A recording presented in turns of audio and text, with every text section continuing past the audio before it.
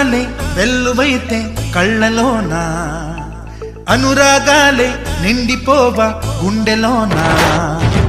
ఆనందాలే వెల్లువైతే కళ్ళలోనా, అనురాగాలే నిండిపోవా గుండెలోనా. మమతల మాలలు తెచ్చి ఆ కలతలనే చెరిపే